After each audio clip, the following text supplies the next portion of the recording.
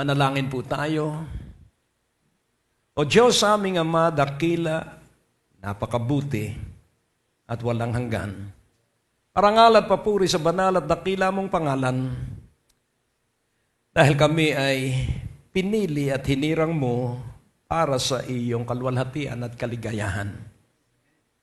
Maranasan namin, maramdaman itong pagkatawag at pagkahirang mo sa amin. Magikang maligaya sa bawat isa sa amin, sa pangalan ni Jesus, at ang bawat isa ay nagsabi ng Amen. Sa Isaiah 54:17, "But no weapon that is formed against you shall prosper, and every tongue that shall rise against you in judgment you shall show to be in the wrong.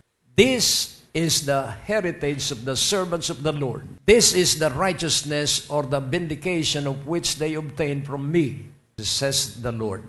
So, pansinin po natin, ang nakikipaglaban sa atin ay ang Diyos.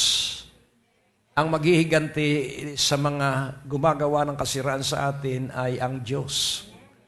Kaya kailangan magdiwang ka at magpuri ka at magpasalamat ka sa Diyos. Ang titulo ng mensahe, Declare the Truths, Condemn the Lie. Ipahayag mo ang katotohanan, sumpain mo ang kasinungalingan. Sabihin mo sa iyong katabi, ipahayag mo ang katotohanan, sumpain mo ang kasinungalingan. Pansinin po natin, what will be the weapon that our enemies will use against us? Lie.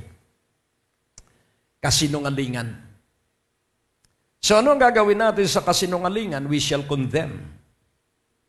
We shall judge those lies.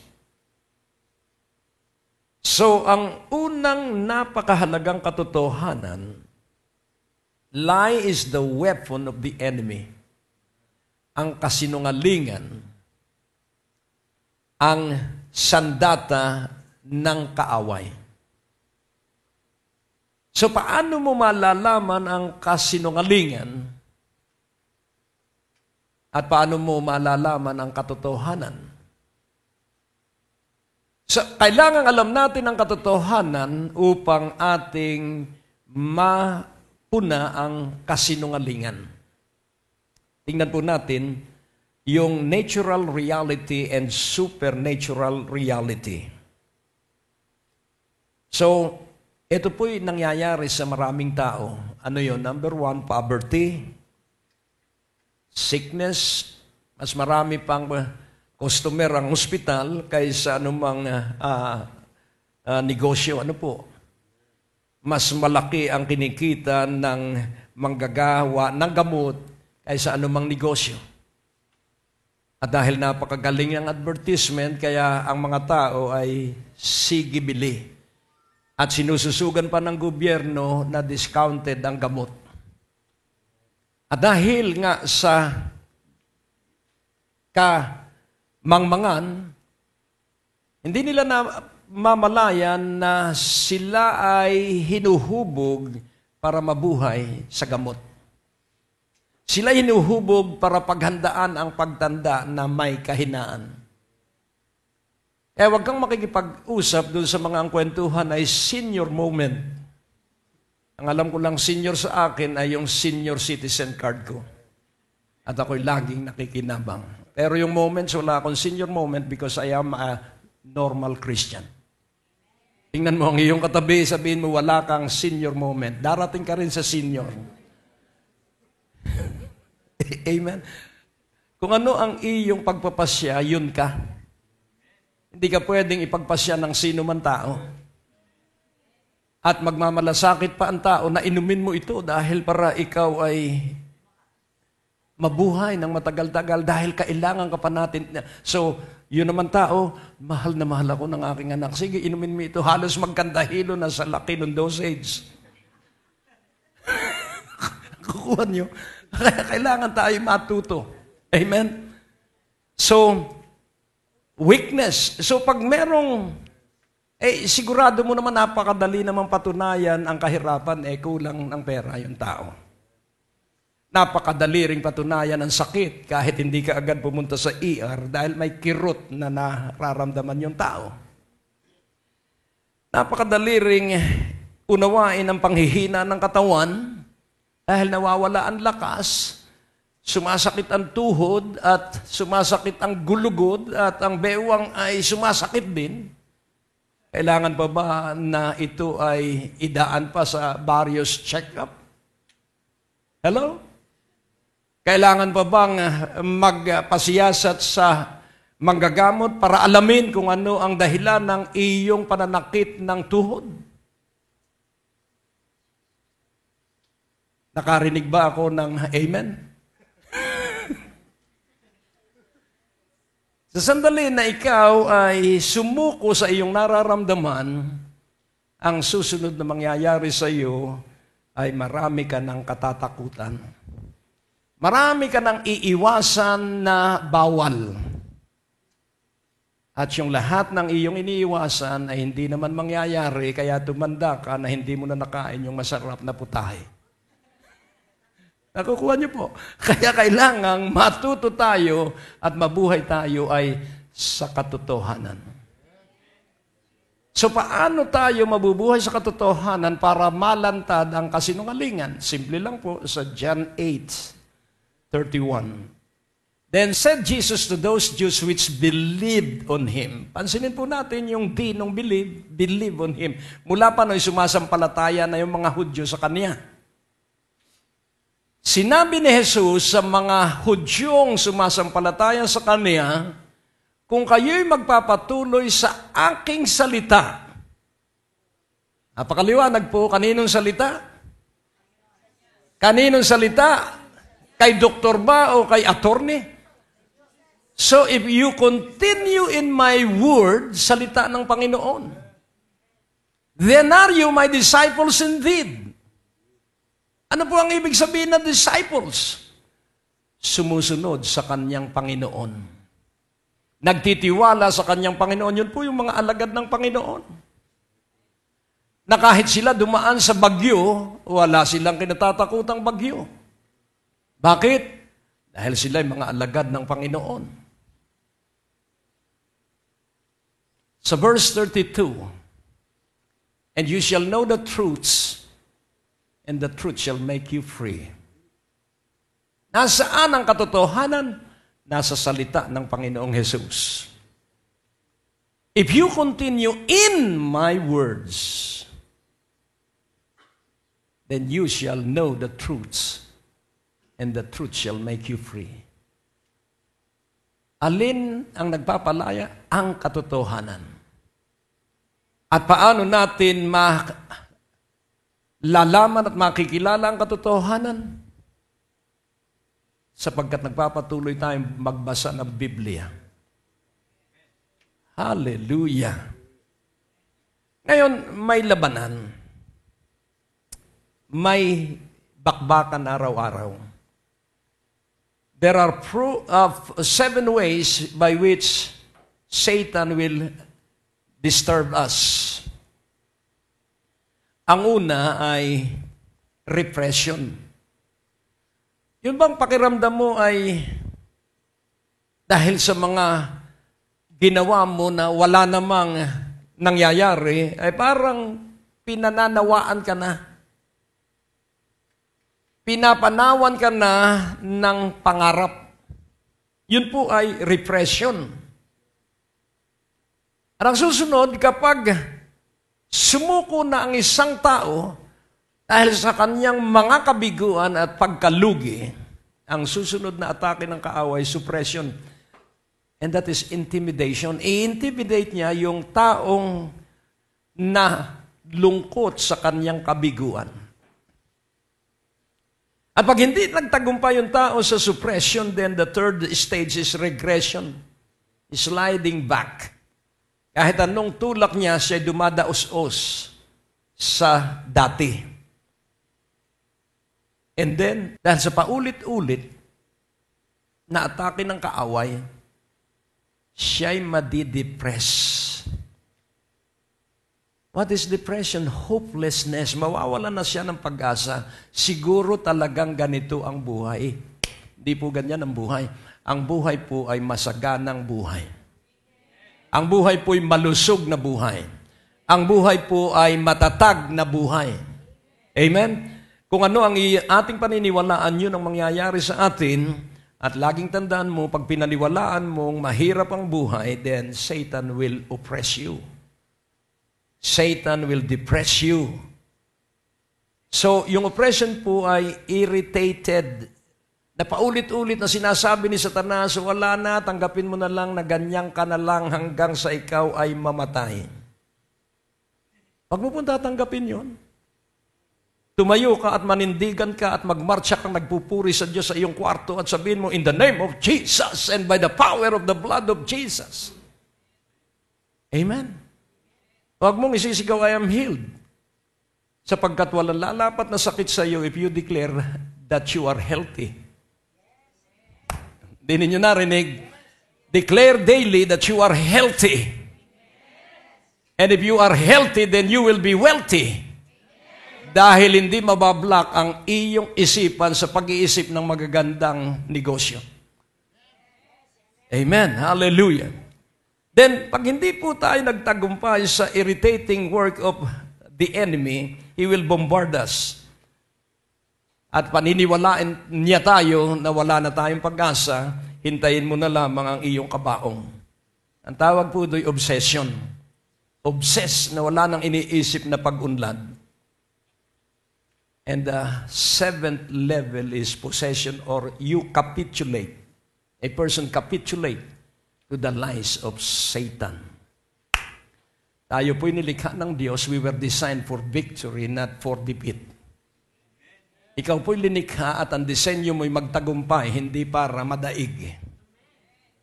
Kaya nga, kailangang mabuhay ka sa katotohanan. At laging tandaan natin, ang katotohanan lamang ang ating offensive weapon. So the Word of God is our mighty weapon to destroy the lies of Satan. Ngayon, ating unawain. May dalawa po tayong gagawin. Number 1, para po tayo ay mabuhay na ang gamit natin katotohanan, kahit ano ang maramdaman ko, kahit ano ang makita ko sa aking pamilya, hindi ko pinaniniwalaan yon. So, I declare the truths and I condemn the lie. Sickness is a lie. Disease is a lie. Bakit po lie? Sa lumang tipan, mas mataas po ang bagong tipan, pero silipin natin ang bagong tipan. Ang Panginoong Hesukristo ay hindi pa napapako sa krus. Sa lumang tipan, batas ang kanilang pinagtitiwalaan. Sa bagong tipan, grasya ang ating pinagtitiwalaan.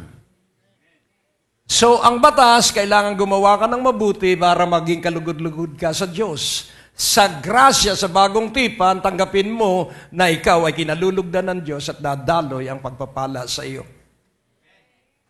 Amen po ba? So, ngayon, tingnan po natin sa Exodus 15, and said, if thou wilt diligently hearken to the voice of the Lord thy God, and wilt do that which is right in his sight, and will give ear to his commandments, and keep all his statutes, I will put none of these diseases upon thee, which I have brought upon the Egyptians, for I am the Lord that healeth thee. So dito may requirement. If thou wilt diligently hearken to the voice of the Lord thy God. So kung ikaw ay masikap na makikinig sa tinig ng Panginoon ninyong Diyos at gagawin ninyo ang tama sa kanyang paningin at ibibigay ninyo ang inyong tenga para pakinggan ang kanyang mga utos at masunod ang lahat ng kanyang tuntunin, so may requirement. Hindi ko ilalagay sa inyo ang mga sakit na inilagay ko sa mga Ehipsyo.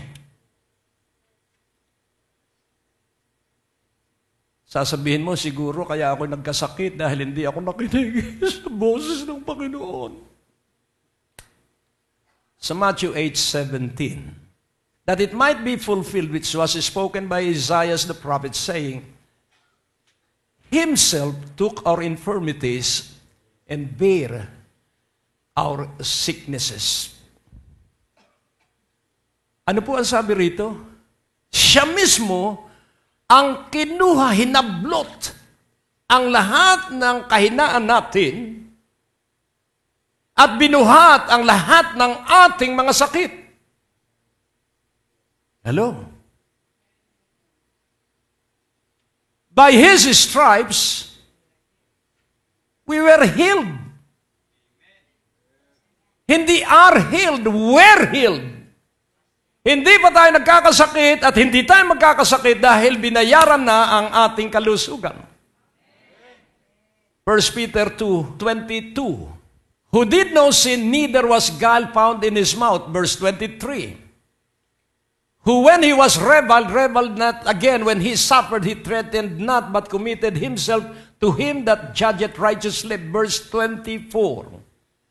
Who his own self bare our sins in his own body on the tree, that we, being dead to sins, should live unto righteousness, by whose stripes you were healed.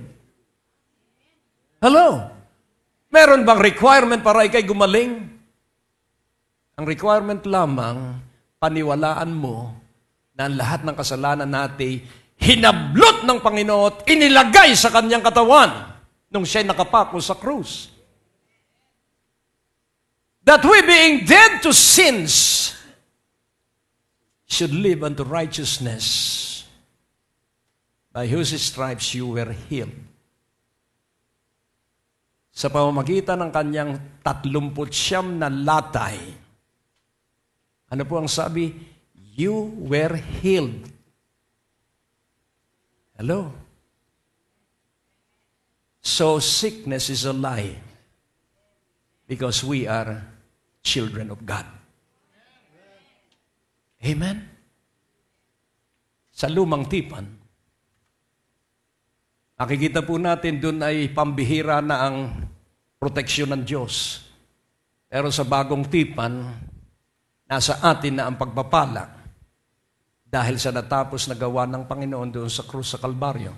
Sa Psalms 91, verse 6. Nais ko lang na makita ninyo ang larawan ng lumang tipan at ng bagong tipan. Iurong natin ang isang talata. Thou shalt not be afraid for the terror by night, nor for the arrow that flieth by day. Verse 6. Nor for the pestilence that walketh in darkness.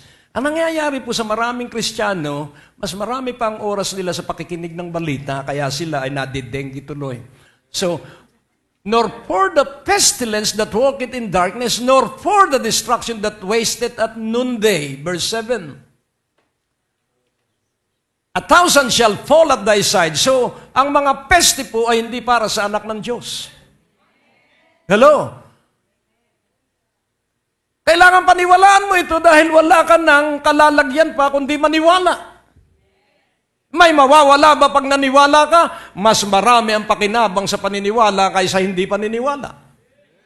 1,000 shall fall at thy side. Saan po ba yung side mo? Tagiliran mo. And 10,000 at thy right hand. But it shall not come nigh thee. Hallelujah.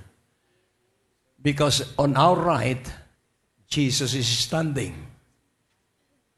Hello. On our side, we declare what we believe.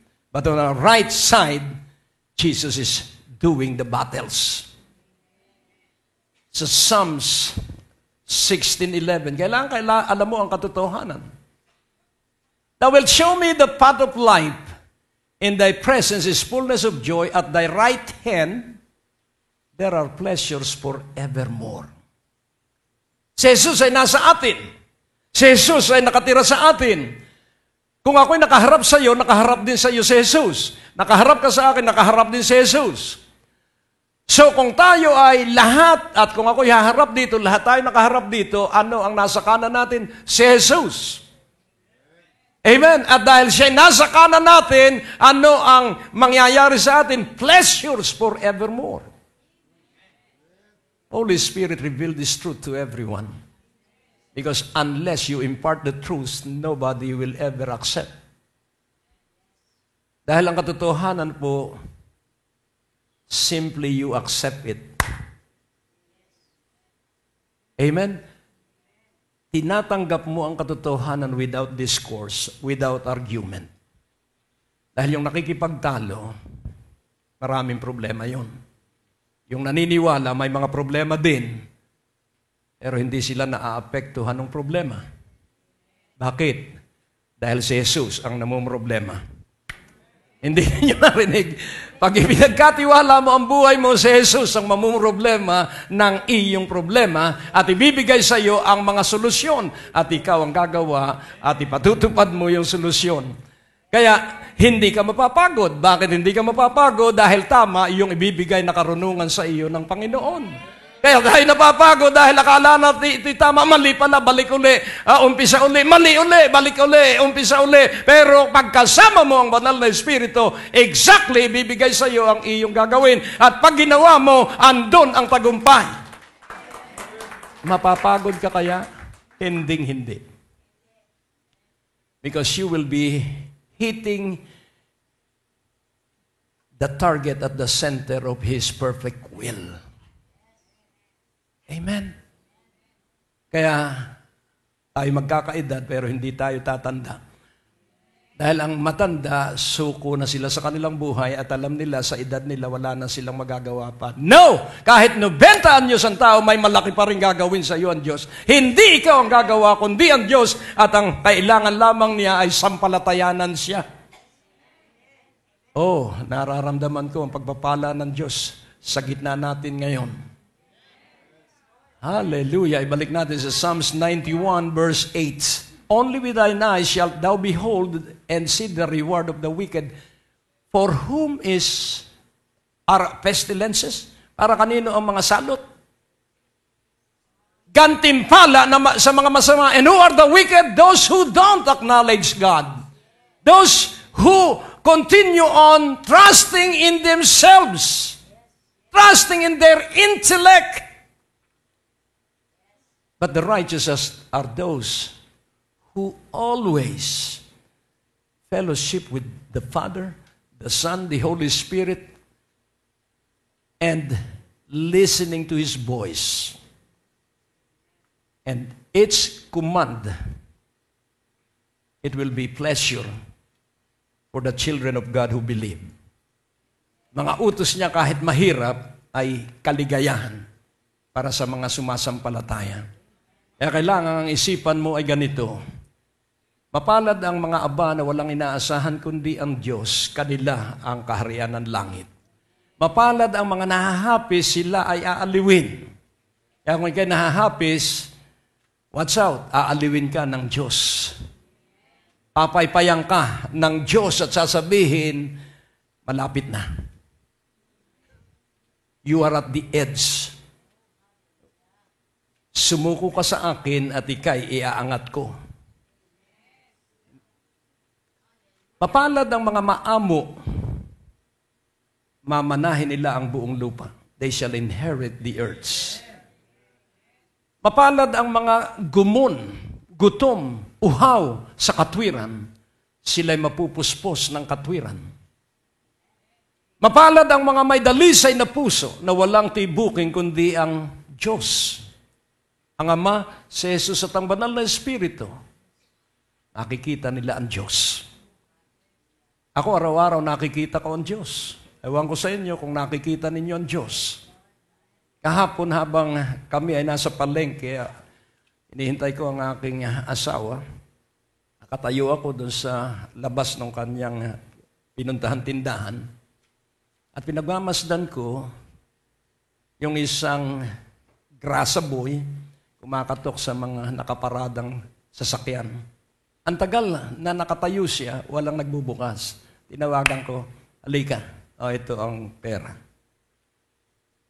Nakita ko ang Panginoon. Ano man ang ginawa mo sa mga kapuspalad, ay ginawa mo sa akin.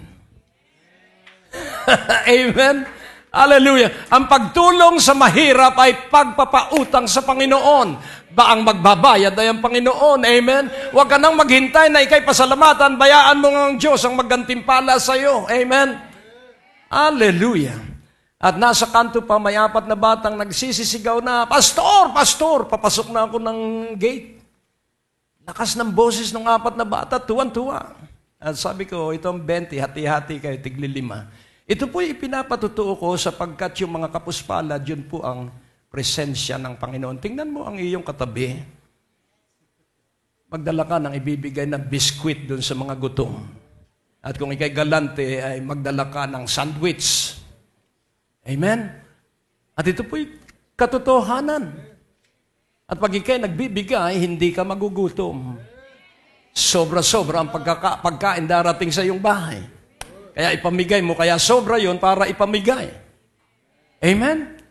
Verse 9. Ano ang sabi ron? Because thou hast made the Lord, which is my refuge, even the Most High, thy habitation. Hallelujah. Dahil ginawa ninyong ang Panginoon na aking taguan, aking tanggulan, ang kataas-taasang Diyos, the Most High is El Elyon. Ang iyong tirahan, verse 10, there shall no evil befall thee, neither shall any plague come nigh thy dwelling. Nakukuha niyo po? Walang masamang magpapabagsak sa iyo at wala ring salot na lalapit sa iyong tinitirhan. Woo! Glory! Mapalad ang mga dalisay na puso, makikita nila ang Diyos. Mapalad ang mga maawain, sila'y magkakamit ng awa. Hello? Mapalad ang gumagawa ng daan sa iyong pagkakasundo. Sila'y mga anak ng Diyos. Huwag mong pagsasabungin yung dalawang hindi nagkakaintindihan. Sige, sapukin mo. O sige, suntukin mo. Huwag kailangan nasa gitna ka, sila ay payapain mo. Maaari po kayong sumulat sa P.O. Box 4135, Manila, Philippines para po sa inyong mga prayer request at testimonies. At maaari rin po kayo tumawag sa ating telepono bilang 723-8752 sa 726-4110 para sa mga ministry information at ibang mga katanungan. Maaari din po kayo mag-text sa 0919-896-0904, 0915-391-7408 at sa 0922-820-9860. At kung kayo po'y napagpala, hinahamon po namin kayo na magbigay ng donasyon sa gawain ito. Maaari nyo pong ipadala sa Banco de Oro West Green Hills Branch. Account name Greg Durante Ministries. Account number 219-800-6784. Padala nyo lamang po ang mga deposit slips sa pamamagitan ng fax sa 726-4110 o sa ating email address sa bishopgregdurante@gmail.com. Malugod po namin kayong inaanyayahan sa aming Sunday worship service sa ganap na alas 10 ng umaga at alas 5 ng hapon sa Biyaya ng Diyos Christian Fellowship. Sa second floor, Medical Building, Ortigas Avenue, Green Hills, San Juan. At maaari nyo rin pong bisitahin ang ating website sa www.gregdurante.com para sa mga preaching resources at iba pang detalye ng ministeryong ito. Great news! We have added a new way on how you can enjoy listening on our preachings and messages. You can download the podcast application on your iPhone and Android phone. Just subscribe on our Greg Durante podcast. Weekly, we have new audio preachings that will surely bless you. Going to all the world, preaching the gospel at any cost. Pero laging unawain mo na ang pagpapala ng ulan ng Diyos ay tuloy-tuloy habang hinahabagat sila, ikaw naman ay pinupuspos ng lahat ng pagpapalang hindi karaniwang natatanggap ng mga tao. Kaiba ang pagpapala mo sa panahon ng habagat dahil iba ang habagat natin. Amen? Kaya nga, nais kong iyong maintindihan, fear is the bombshell of the enemy. Sidlan ka ng takot sa iyong isipan at papaniwalain ka na ikaw ay wala ng pag-asa sa buhay dahil ikaw ay matanda na at sa laki ng utang mo, hindi ka na makaaahon. Huwag mo yung bibilhin at sabihin mo, stepping stone ko ang aking utang. Hindi ninyo narinig? Sabihin mo, tapakang bato ko sa aking pag-unlad ang aking mga utang. At tulad ng sinabi ko sa inyo, ilista mo ang lahat ng utang mo. At iyong ideklara araw-araw, bayad ka na. Amen? Bayad ka na. At maghanda ka ng red ballpen. Dahil i-cross mo yung bayad na. Saka papahayag mo, bayad ka na, bayad ka na. Sasabihin, paano mo babayaran niya? Wala kang pera. Nakapagtayo ako ng bahay na wala akong hawak na pera. Pero ako'y may pananampalataya, kaya dumating yung pera. Tingnan mo, ang iyong katabi, ang pananalig ay paniniwala sa wala, at pag ikay nagpatuloy na naniniwala, dadaloy. Magkakasundo rin tayo pag naranasan mo. Hanggat hindi mo nararanasan, ikaw ay maiirita. At natutunan ko yun sa isang hinangaan kong mangangaral.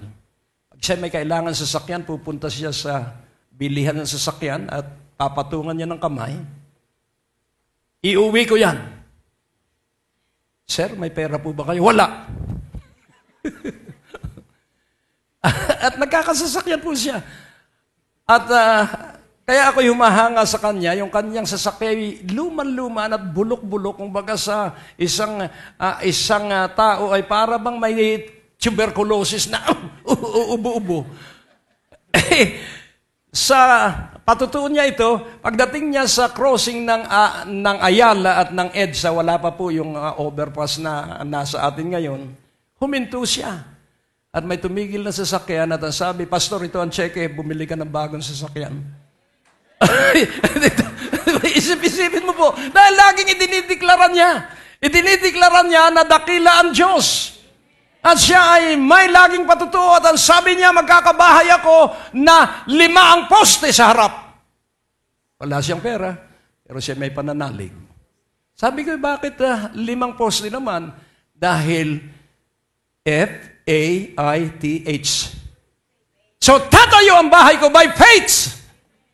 At nung may tayo ang bahay, inimbitahan ako at sa nga naman, 25 ang bintana. Napakalaking bahay. Sa amin, 3 ang bintana. Sa kanya, 25. At bakit niya natanggap yon? Because he believed in the God he served. If you be willing in obedience, you shall partake the best of the land. If you obey and serve Him, you will spend your days in prosperity and your years in pleasures. Kaya sabi nga ng isang lingkod ng Diyos, si Asbury, na isang napakahusay, graduate ng mataas na mga universidad, ang sabi niya, I wish na ang maglilingkod sa Diyos ay walang pinag-aralan. Alam niyo kung bakit nasabi niya?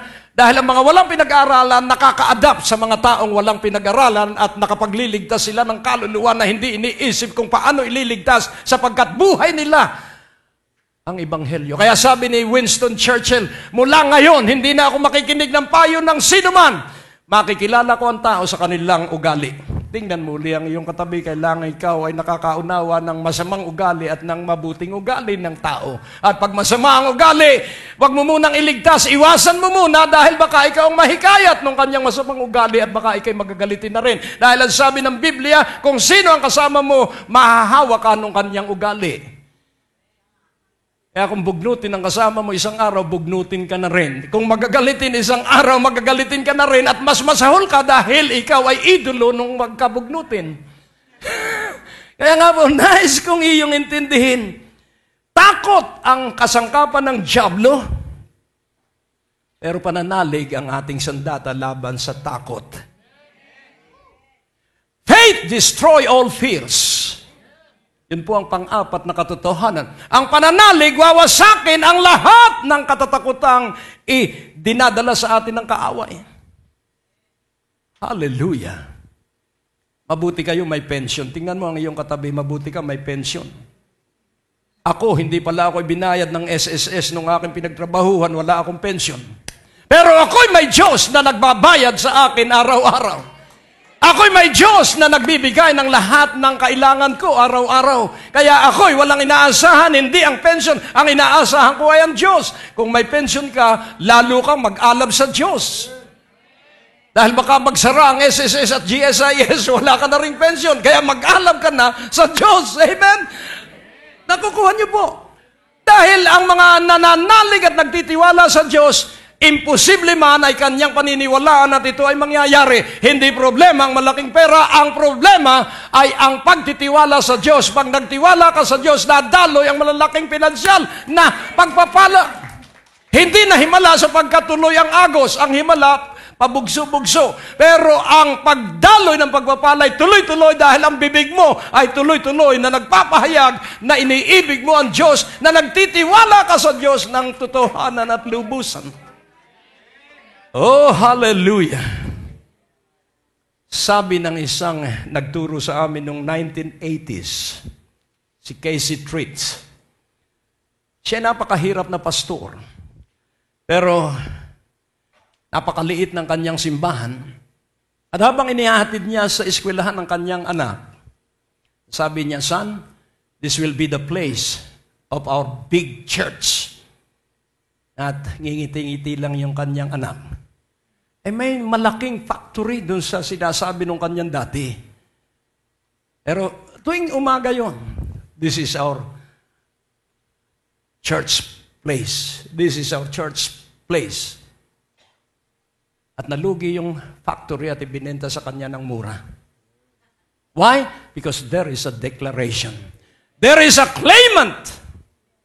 And God removed the factory to give place to His children who claim and declare. Declare the truths. Condemn the lie. Declare that you were healed 2,000 years ago. Condemn sickness. Dahil pag iyong sinumpa ang kasakit, aalis sa iyo. At ang matitira sa iyo ay kalusugan. So, how shall you be strong in faith? Laging tandaan mo po, hindi biruan itong ating lakad. Hindi biruan itong ating pananampalataya. Hindi biruan ang pagiging Kristiyano. Sapagkat meron tayong kalaban buong impyerno. Pero ang sabi ng Panginoon, I will build my church, and the gates of hell shall not prevail against it. Dahil siya ang nagbubuo, siya ang nagtatayo. Walang magagawa si Satanas at ang kanyang mga demonyo. Dahil tinalo siya ng Panginoong Hesus sa lahat ng labanan. Kaya paano magkakaroon ka ng isang pananalig na bayolente at marahas? Paano ko na isa sa buhay ang pananalig na bayolente at marahas para maipagpatuloy ko ang kanyang iniutos na gawaing ipinagagawa sa akin? Paano? Paano ka magiging marahas para wasakin mo ang mga bundok ng paghadlang ng kaaway? Paano? Ako'y merong pinaninindigan. If the Word of God, a certain promise in the Scripture, does not work in me, though it is powerful, kailangan munang gamitin ko sa sarili ko. Dahil hanggat hindi ko nagagamit sa aking sarili, ako ay magiging professor lamang. Pero kailangang magamit ko ang pangako ng Diyos sa aking buhay at maranasan ko ang katuparan ng pangakong yon, saka ko ipapahayag na pagtiwalaan mo yung pangakong ito sapagkat nangyari sa akin, mangyayari din sa inyo. Amen. Hallelujah. So paano ka magkakaroon ng matibay na pananalig na hindi nasisindak sa pabago-bagong takbo ng mundong ito? Verse 13. Ay pangako ang Diyos. And the Lord shall make thee the head. Sabihin mo, He shall make thee the head. And not the tail. And thou shalt be above only, and thou shalt not be beneath. If that thou hearken unto the commandments of the Lord thy God, which I commanded this day to observe and to do them. What is the new commandment that Jesus commanded His disciples? Love one another as I have loved you. So if you love that neighbor of yours, you are doing good. You will always be above. Amen? We have to love one another. And how shall we practice love? By praying for one another. By praying for your pastor. By praying for everyone. And if we pray for one another, then we shall be the head and not the tail. We shall be above only and not beneath. Dahil pinararangalan ng Diyos kapag nananalangin tayo para sa kabutihan ng iba. At laging tandaan mo, you must practice and exercise the truth consistently and continually. Kailangang iyong isasagawa, sasanayin mo ang iyong sariling mabuhay sa katotohanan ng walang patlang at tuloy-tuloy. Kailangan katotohanan ang ating isinasabuhay. Paano ka nga magkakaroon ng malakas na pananalig? Sa Philippians 3:10, that I may know Him and the power of His resurrection and the fellowship of His sufferings, being made conformable unto His deaths. So, let us read this in reverse. Being made conformable unto His deaths. Linikha, ginawa na makaanyo sa kaniyang kamatayan. What is His deaths? Ano ang kaniyang kamatayan? Yung kaniyang kamatayan ang nagdala sa atin para tayo ay magkaroon ng bagong buhay. Siya'y namatay upang ikaw at ako ay magkaroon ng bagong buhay. So, yung to be conformable to His death, ang ibig po sabihin, siya nabuhay na taong katulad natin, pero hindi siya nagkasala. Siya nabuhay na katulad ng ating tao, pero siya'y walang kapintasan. So, ano ang kanyang sinikil? Ang damdamin. Ang pakiramdam. Kaya kailangang matutunan mo na sikilin mo ang iyong pakiramdam. Sikilin mo ang iyong nakikita at ang paniwalaan mo ay ang hindi nakikita na sa mga nakikita, there is reality of the supernatural.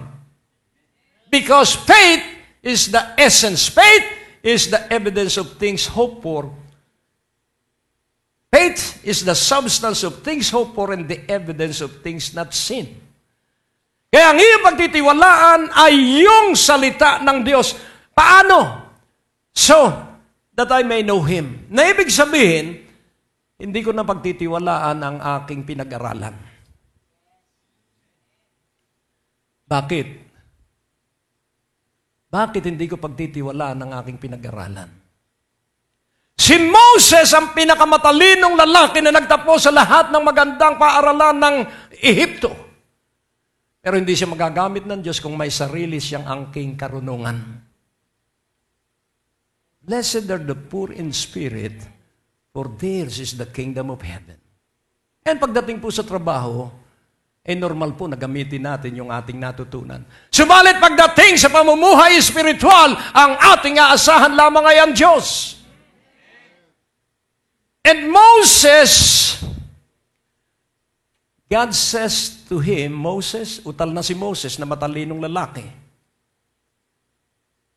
Nung gamitin niya ang kanyang naramdaman, nakapatay siya ng isang Ehipsyo. At siya'y natakot. Laging may idudulot na takot ang kasalanan. Pero siya ay naunawaan ng Diyos. Si David, hindi siya nagtapos sa magagandang paaralan, pero siya inihanda ng Diyos sa pag-aalaga ng tupa. Hindi siya pinarangalan ng kanyang tatay, hindi siya iginalang ng kanyang mga kapatid dahil siya ay parang basura. Pero doon sa pag-aalaga ng tupa, hinubog siya ng Diyos. Kaiba ang paraan ng Diyos sa pagtatanghal ng kanyang gagamitin kaysa paraan ng mundo. Ang pagtuturo ng mundo is to aspire for ambition. Ang supernatural believes that promotion comes from God. Not from the east nor from the west. Kaya nga po nais kong ipaunawa, humanga sila sa mga alagad at ang sabi ng mga taga-Sanhedrin, these are unlearned fishermen. They are unschooled. Wala silang pinag-aralan. Bakit sila napakatatalino? Dahil ang sabi ng Panginoon, when you are before the magistrate, think on nothing on what you are going to say, because I will put my word in your mouth and nobody can ever, walang sino mang makakahadlang doon sa salitang ilalagay ko sa inyong bibig. Madali ba itong paniwalaan? Mahirap. Pero kung ikaw kung kilala mo ang Panginoon, si Pablo ay napakahusay na theologians. Hindi siya madadaig pagdating sa discourse about theology. Kaya kung titingnan po natin yung kanyang mga sulat sa Roma, ay systematic doctrine and systematic way of explaining truths. Pero hindi sa lahat ng kanyang sinulatan ay ginamit niya ang systematic doctrine dahil iba-iba ang mananampalataya sa iba't ibang lugar. Kaya napakahalaga po na iyong maintindihan na si Pablo ay inalis muna sa kanyang karunungang natutunan at inilipat siya sa araw-araw na pagdulog sa Diyos. Acknowledge Him and He shall direct thy pathways. It is God who directs. Nasa tao ang pagpaplano, nasa Diyos ang pamumuno. Proverbs 16:2. Ano ang sabi doon? All the ways of man are clean in his own eyes, but the Lord weigheth the spirits. Ano po ang ibig sabihin? Mabuti ba yung iniisip mo? Ano ang iyong intensyon? Pag ang intensyon natin para sa ating sarili, wag mo nang ituloy, mabibigo tayo. Kailangan ang laging intensyon natin at adhikain ay ang kaluwalhatian ng Diyos. Pag magpaplano tayo, kailangan tayo ay sumangguni sa Diyos para malaman natin kung ano ang ating mga gagawin at lalakaran.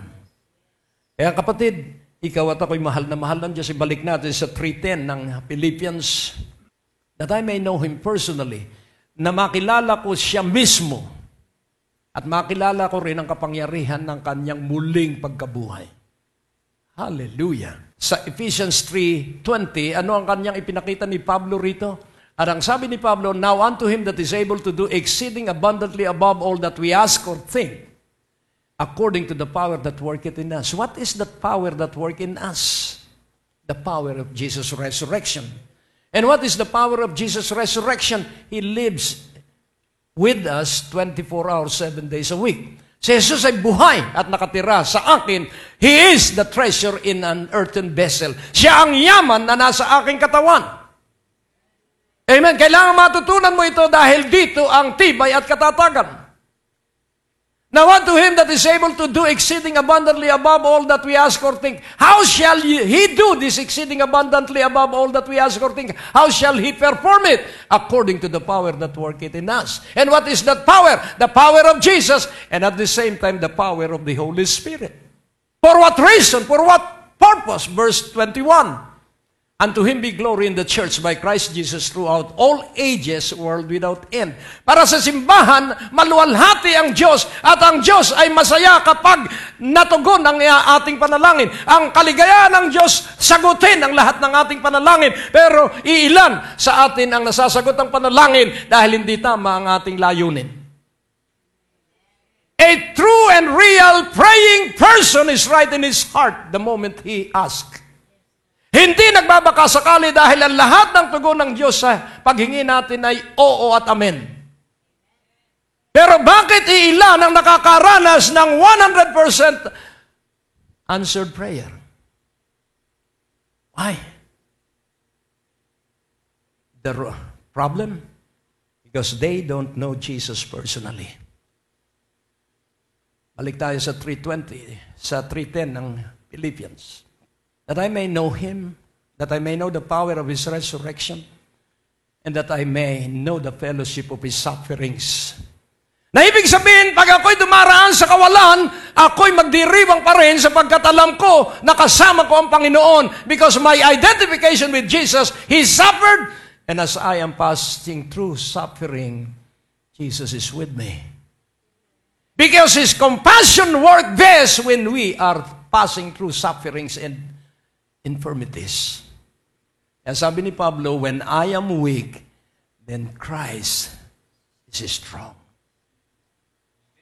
Hello. Kaya huwag mo nga akalain, ang dyablo ang gumagawa ng hirap sa'yo. Hindi. Sinasanay ka ng Diyos na magdiwang anuman ang iyong kalagayan. Kaya sabi ni Pablo, ang ginagawa ko, kinalimutan ko na ang lahat ng nakaraan sa akin.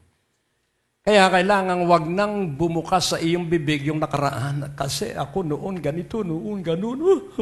Ewan ko ba kung bakit ako yung Tapusin mo yan! Sarhan mo yan at huwag ka nang magsalita ng nakaraan. Ang salitain mo ay ang gagawin ng Diyos sa iyo ngayong bagong araw. Amen. Bawat araw ang bagong gagawin ng Diyos ang iyong ipagsabi. Amen. Kaya nga, matagal kong sinabi na mag-broadcast ako internationally. Lagi akong baon sa utang sa radyo pa lang.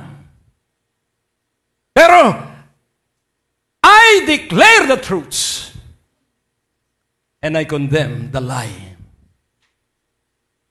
At isang araw, lumipad na ako sa international broadcast. Sa Diyos ang kaluwalhatian, nung mga unang 5 taon, ako lamang ang tanging Filipino broadcaster doon sa satellite station. Bakit? Because I keep on declaring what I believe. Amen. So keep on declaring. For 5 years, dineclare ko na may house in lot na kami. Less than 5 years, may house in lot na kami. Before the receiving declaration first, without wavering, never doubting. Hello. Ang sabi ng isang pastor, dito ako magtatayo ng simbahan. At ang sabi ng City Hall sa Amerika, sabi niya, hindi ho pwede, pastor. Bakit? Dahil kabahayan po ito. At ang sabi, basta, ang sabi ng Diyos, dito ako magtatayo ng simbahan.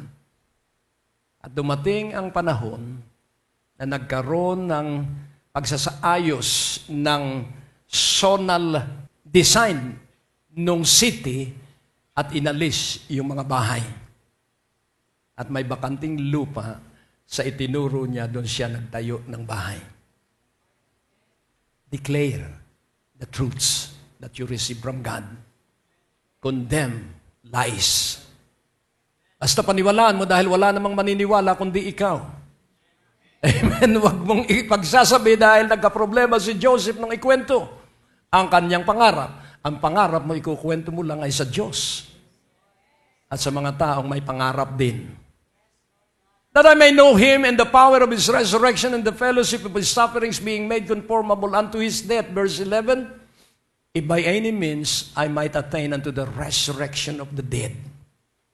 At kung sa anumang paraan ako ay makaabot sa muling pagkabuhay ng mga patay. At sino ang mga patay? Mga taong walang pangarap. Sino ang mga patay? Mga taong hindi nagpupunyagi para matupad ang pangarap na inilagay ng Diyos. Alam mo ba na merong itinanim ang Diyos sa bawat puso natin na pangarap? Tuklasin mo yon. He who searches the heart will know what is the mind of the Spirit. May pangarap sa iyo ang Diyos, hindi mo lang inaalam. At kapag nalaman mo ang pangarap sa Ephesians 6:10, ito po ang pagpapalakas ng pananalig. Finally, my brethren, be strong in the Lord and in the power of His might. Ano po ang iniisip ni Pablo nung sabihin niya, at sa kabuuan, mga kapatid kong pinakamamahal, magpakalakas kayo sa Panginoon at sa kapangyarihan ng Kaniyang kalakasan. Yun pong might ay istuos, nang ibig sabihin ang ginamit ni Pablo ay yung mga nakalakhan ng mga tao sa kanyang panahon. At nung una, usong-uso ang mythology na Hercules. So ang kanyang nasa sa isipan, the power of His might, nang ibig sabihin, ang kapangyarihan ng Diyos ay parang kapangyarihan ni Hercules. At si Hercules walang pwedeng makahadlang sa kanya kahit siya ay gapusin na gugutay niya yung mga tanikala. Kaya dito makikita natin na ang kanyang iniisip sa mga Ephesian Christians ay magpakalakas kayo sa Panginoon dahil ang Panginoon lamang ang may paggagalingan ng lahat ng ating kailangan, provision at supply, lakas at protection at pakikipaglaban. Ang Panginoon ang gagawa ng lahat ng yon sapagkat ang Panginoon ay makapangyarihan at hindi niya papayagan na ikay madaig. Kaya kung makikita natin sa Genesis, ano ang sabi ng propesiya? Na ang iyong binhi, sabi kay Satanas, ang iyong binhi, tutuklawin ang binhi ng babae, at ang binhi ng babae ay yuyurakan ka. Kaya si Satanas ay tumuklaw nung mapako ang Panginoon sa krus. Akala niya siya ang nagtagumpay, pero yinurakan siya ng Panginoon nang ang Panginoon ay muling mabuhay. Kaya nga ang sabi ni Pablo, ang dyablo ay nasa inyong sakong dahil nagtagumpay ang Panginoon, pero huwag kang magyayabang. Kung kinakailangan lang, manindigan ka sa katotohanan tungkol sa pagkatalo ng dyablo, huwag mong laitin ng dyablo. Sabihin mo, talunan ka. Tapos ikaw na may takot na takot. Manahimik ka lang, because in quietness and rest, there is strength. Manahimik ka lang, obserbahan mo lang ang ginagawa ng mga nasa paligid mo, at kailanman hindi ka mapapagod. Silang mauuna, pero ikaw ang pangunahing pagpapalain. May mga nauna na ilalagay sa huli, at tayong mga huli ang ilalagay sa unahan. Manalangin tayo. So, napakaliwanag po, know Jesus and be strong in the Lord and in the power of His might. O Diyos, aming Ama, dakil at napakabuti. Sanayin mo kaming lahat to declare the truths and to condemn lies. In Jesus Christ's name. And everyone shout Amen. Amen. Hallelujah. Maaari po kayong sumulat sa P.O. Box 4135, Manila, Philippines para po sa inyong mga prayer request at testimonies. At maaari rin po kayo tumawag sa ating telepono bilang 723-8752 sa 726-4110 para sa mga ministry information at ibang mga katanungan. Maaari din po kayo mag-text sa 0919-896-0904, 0915-391-7408 at sa 0922-820-9860. At kung kayo po'y napagpala, hinahamon po namin kayo na magbigay ng donasyon sa gawain ito. Maaari nyo pong ipadala sa Banco de Oro West Green Hills Branch, account name Greg Durante Ministries, account number 219-800-6784. Padala nyo lamang po ang mga deposit slips sa pamamagitan ng fax sa 726-4110 o sa ating email address sa bishopgregdurante@gmail.com. Malugod po namin kayong inaanyayahan sa aming Sunday worship service sa ganap na alas 10 ng umaga at alas 5 ng hapon sa biyaya ng Diyos Christian Fellowship. Sa second floor, Medical Building, Ortigas Avenue, Green Hills, San Juan. At maaari nyo rin pong bisitahin ang ating website sa www.gregdurante.com para sa mga preaching resources at iba pang detalye ng ministeryong ito.